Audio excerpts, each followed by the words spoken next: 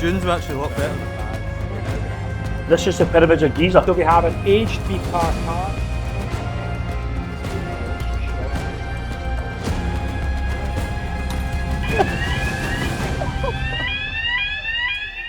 So, Hi guys, welcome back to the channel and thank you so much for joining us for episode 10. On this episode, we are going to show you the whole process on how we created our second immersive menu we're bringing to 6 by Nico. It's full of puzzles, exciting food, storytelling, so yeah, tune in and I hope you enjoy.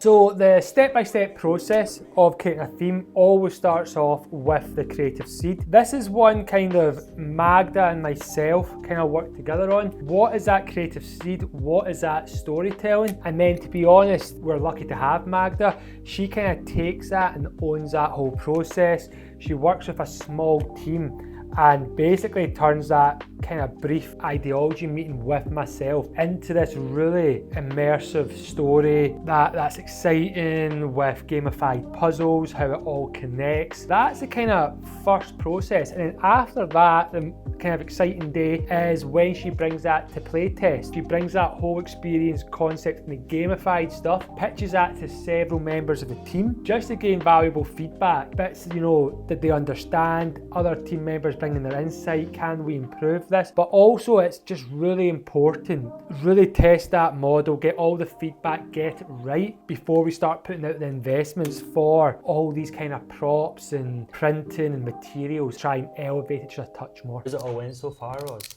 they're good. Mostly as expected. I've got a couple of props that I need to go through and do minor changes to, but other than that, everything else seems to be okay. How many people have tried it? Done 4 playtests today with 2 people each, so 8 today so far.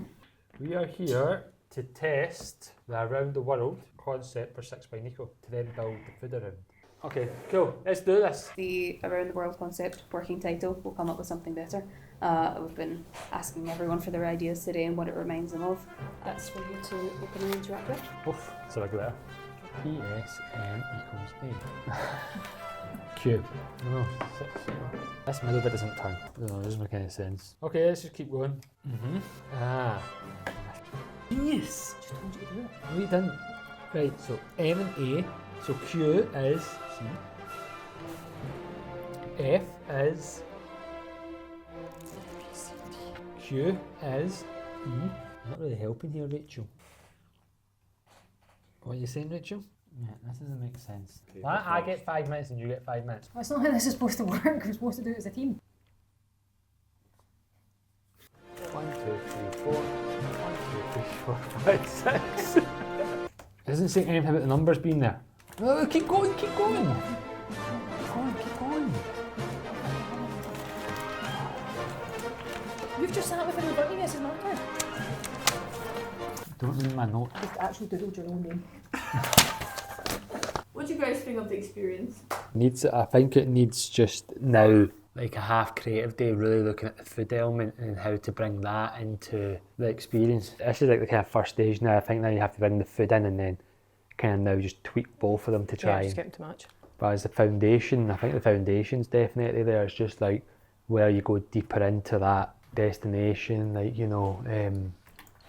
I think what I'd like to see is Kyle kind of stapled that chippy menu together. Like how you imagine the menu to look. Because I think I think it's a bit overwhelming just now seeing all this. Cool, okay, I will have a wee think.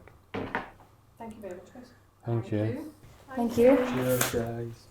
Well, it's 11 weeks out and I think it's got quite a lot of work to do. I don't think it's weird because everyone else's feedback has been really positive on it, like from the team that's play tested it. But for me, I just don't feel it's clicking. I don't know if that's because I'm seeing it with the food and I'm imagining the whole experience, whereas they're just seeing this kind of story element. But yeah, for me, I think it's quite a bit away, to be honest. I think there's like, it's just not there. It's just not got the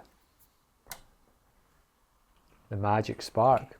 So then coinciding with that process, obviously as that's getting built, refined and created, it then gets passed over to our marketing team.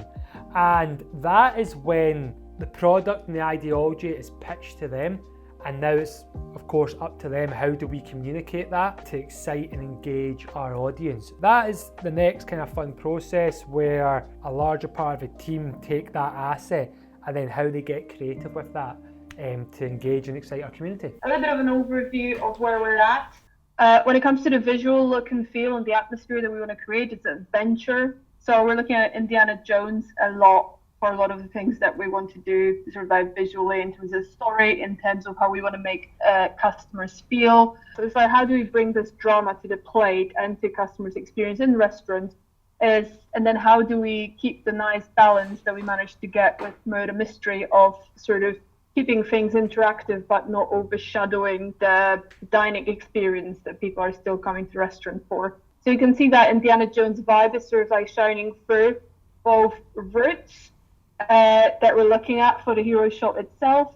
In the end, we've set on a model where people are going to be, with every single course, they're going to receive a puzzle or riddle, something that's going to be linking to the dish, but also just going to bring that an interactive element without, hopefully, what we're trying to do about making it feel like school. So during that process, it is then we want to then start creating marketing assets. So we work with specially talented photographer. We kind of get a hero shot made. You'll probably see that. We'll flash up some photos there of kind of all previous menus. I was kind of blown away the first time I seen how she does this. It's pretty amazing.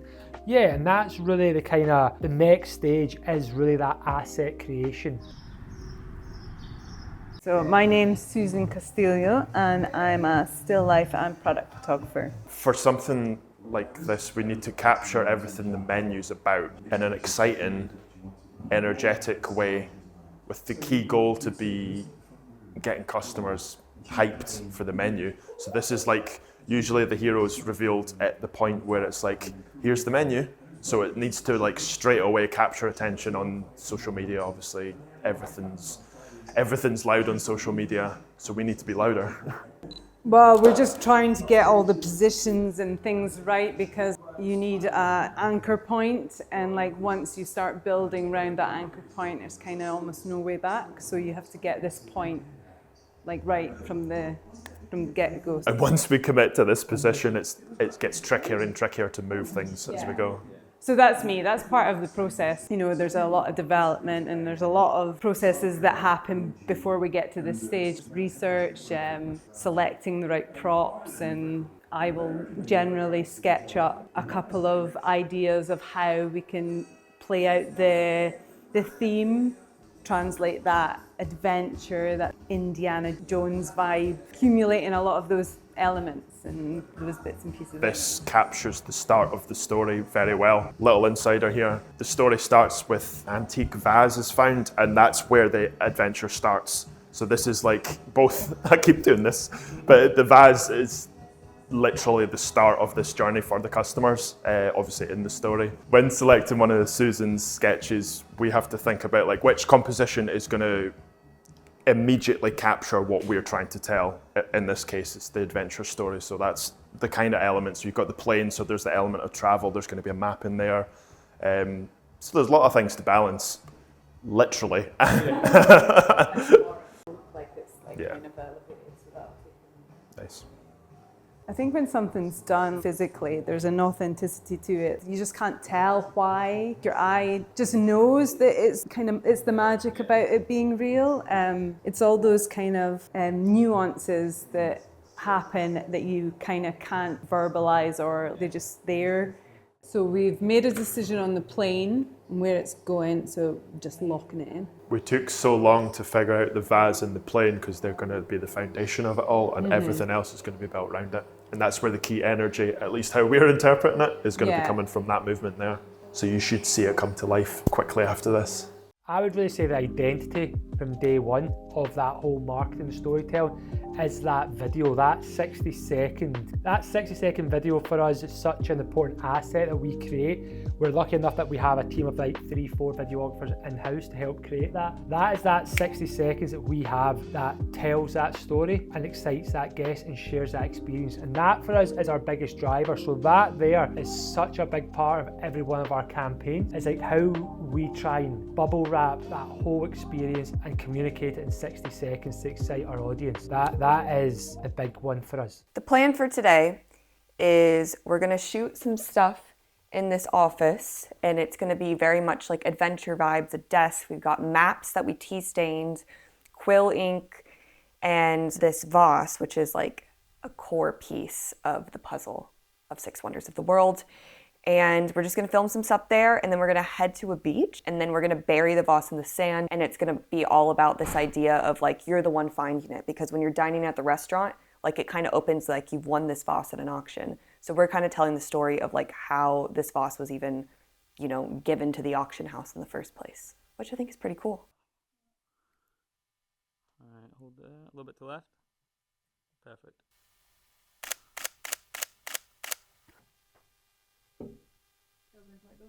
Yeah, it's totally fine. Like We'll pick stuff up as we walk along. these things are so chill, you know? Like no stress. Always just vibes.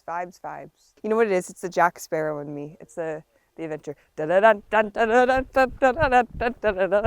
you're an old man. Oh, you're struggling. And keep walking to the end.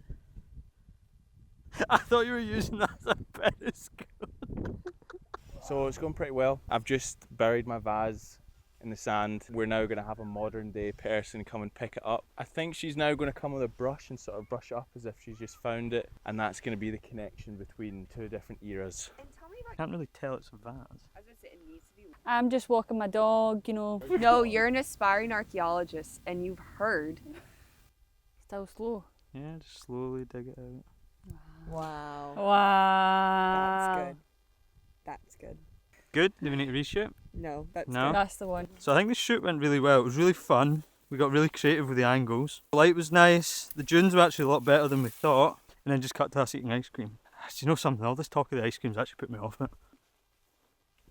As all this is working and all these teams are all working, also kind of running on the same train track and a parallel train track is the dish development. That kind of really starts off with myself and Andy. We obviously have at that stage the brief from Magda, how that story is looking, and then it's up to us to how we kind of incorporate the food to add that layer of storytelling, but also hopefully deliver amazing tasty food and experience. We've done it so long now, it's really a lot of it done in paper, and then after that we go to the photo shoot day, where we kind of double up at that stage, where we create the assets of the dish photography for the photo shoot, but we also do development at that stage and taste the food. Before, that used to be really split, which is development and then asset creation, but we've kind of been creating now so long, and obviously we kind of understand the flavours at work, and yeah, so we kind of almost join that day together. So that is a fun day. We're testing the food, discussing our presentation, the flavours, the storytelling, any tweaks, what works, what doesn't. That is the next big day, the development of the food process, ready to be built in spec packs to train our team. Lewis, how do I know what the day is? This was the one I was more paranoid about than anything. The last one was easy because it's Italy. Yeah. This one's actually turned out quite easy. Yeah. Look at these wee bad boys. This is not just for the camera. I was actually quite proud of these wee, even though a pyramid has 4 sides, not 3. This is the pyramids of Giza. They're solid white chocolate. Are they? Yes, just for this purpose. I think it's a multitude of everybody. I didn't actually do very much. The creative came from Nico, Magda, Anna. They all collectively got together and had a brainstorming session, and then passed it over and said, can you turn this into food? So that's what we've done. What's the gel going in this? There is no gel. There is a little bit of whipped ash cheese. A bit of what? Whipped ash cheese, which is here. Whipped ass cheese. Ashed. Whipped ass cheese, eh? Watch and learn. I'm poking a hole. Flower in the sky. What is this? Flower in the sky, is that what we're calling it? The flower in the sky. Flower in the sky with diamonds. Thunderbolt and lightning, very, very frightening. I think this is wrong. Get this more consistent, because your way, we're going to go actually down and try and put a ring of tartar on a falafel. And then this wee bad boy sits nice, and then just thingy, Boom, boom. I think we do this bullet. one. The bullet. Mate, they're so consistent. I've got little ones of these. Hold on, I've got smaller ones. If you want smaller ones. Thunderbolt and lightning. Roast beef or Zeus. Oh my god. Right, and then we've got the wee thunderbolt that needs to come off the edge. So we need another wee dot on the top. This is our first one in the world going to Greece. So we have an aged beef tartare with feta and black olive pomme dauphine, ashed goat's cheese whipped, and then a Zeus lightning bolt on the top. But that fits perfectly on there. Oh my god. Flash. Yeah, but I like the lighting of that one. This is the Colosseum. Pork belly, artichokes, fragola sarda, black garlic ketchup. Black garlic, soy sauce, sugar, salt, white wine vinegar, agar and water. Boil it out for 20 minutes and then just set it and then puree it. This is chicory and we've put it in a pickle, and then with the pickle we've gone red food colouring. Okay, so this is course 2, it's the Colosseum. This is the inspiration behind the Colosseum. So we've done pork with artichoke and fragola sarda, and the whole point of this whole entire dish is to represent the flavours of Italy, but with blood from the Colosseum. So we're going to finish this little jus, a little pork jus, but we've coloured it red, and it's going to go splattering around the dish. It's going to symbolise the great battles of the Colosseum. I quite liked it this way. So the way you're looking at it now is the way the camera would look at it. So the camera's there. What is? South America, Brazil. I've actually stole a sauce from Mexico. Unanimous across South America. This is tigre de leche, tiger's milk. We can get a couple of lines of fish, so that bit's obviously big. Just layer it out, blazer it, put some tartare in, layer a couple of them in, a couple of dressed pickles, some herbs, some sauce. I mean, the nice way to do it, Andy, would be, see if you like liqueur it and just flame grill it, then you can get those nice slices.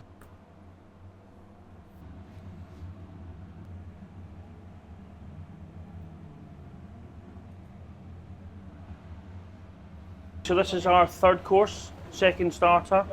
This is cured and grilled mackerel with grapefruit, turnips and tigre de leche, which is tiger's milk. Yeah, that's grand. You happy? Yeah. Course number 4, this is our fish dish, which is representative of the Great Wall of China, which we try to replicate with our little cucumber garnish here. And we're going to serve it with a white cabbage, sea bass cucumber and a little XO sauce.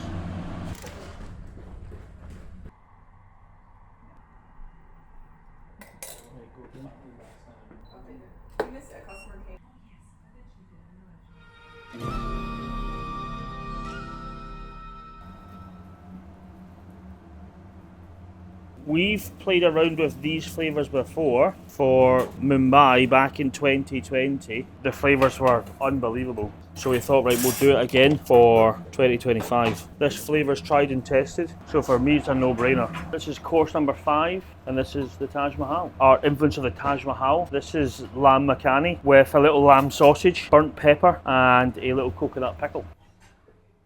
It's my favourite shot that we've ever done. Really?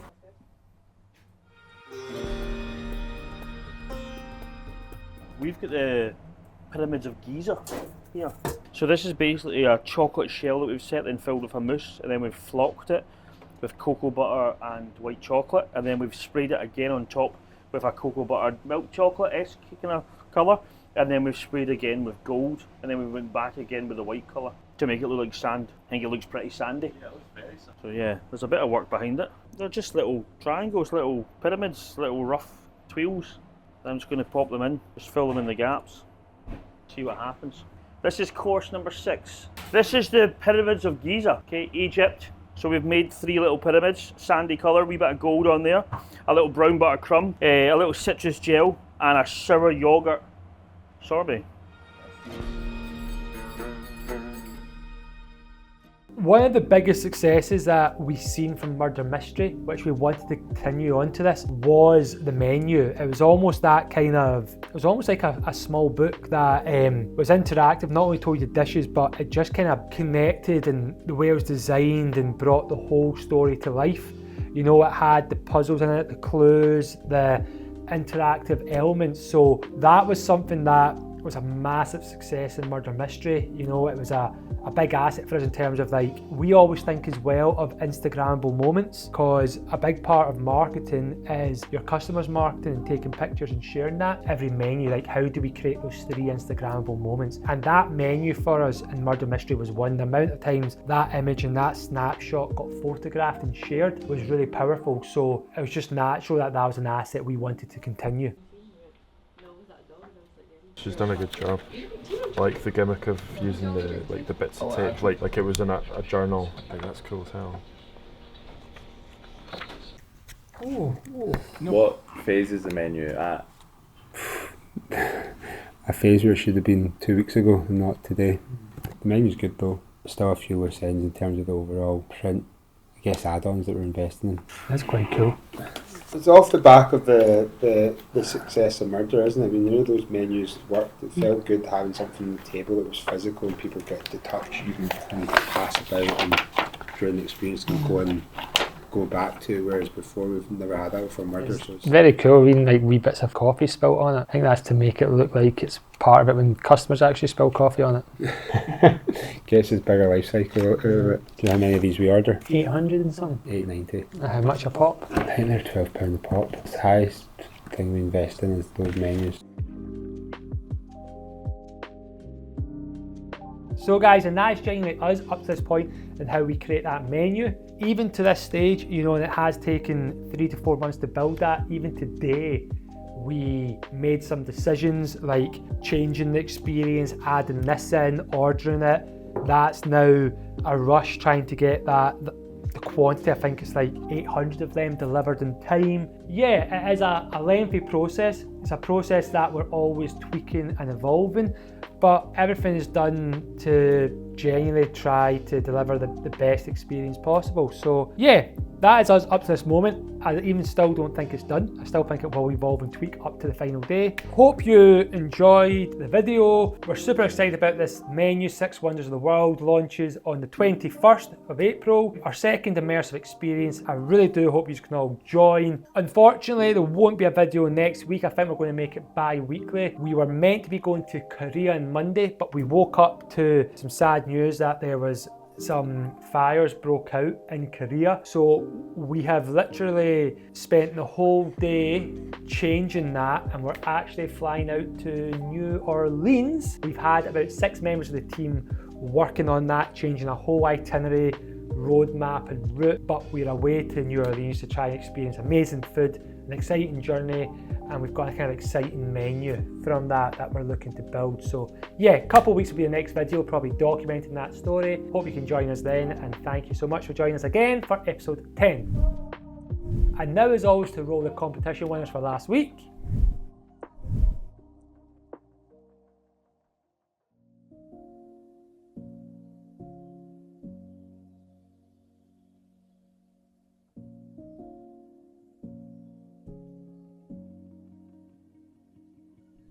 So now to enter this week's competition to win a £100 6 by Nico voucher. And what we'd love you to do is, as always, like and subscribe. It means a lot for the channel, gets it spread. So please, please, please like and subscribe.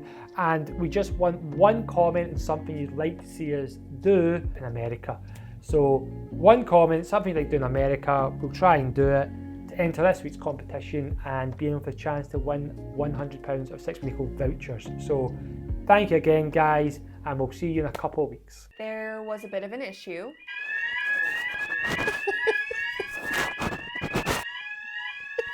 So we're now outside. Didn't go well. Don't know who done it though. Using the smoke machine, and it set off the alarm.